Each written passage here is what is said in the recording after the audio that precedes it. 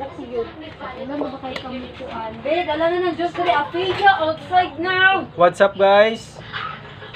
Yata yun. Muna ako ang vlog. It's me. It's me once again.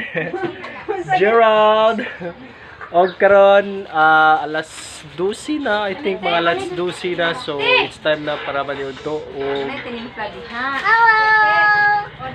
I'm so happy and your body is... Moto siya ako ang baby girl nga hilig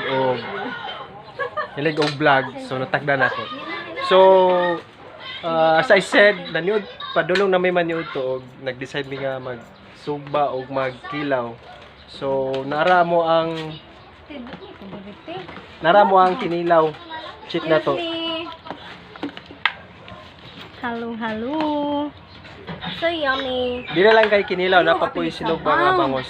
Ato yung check po. Tanaw mo ha guys. Okay.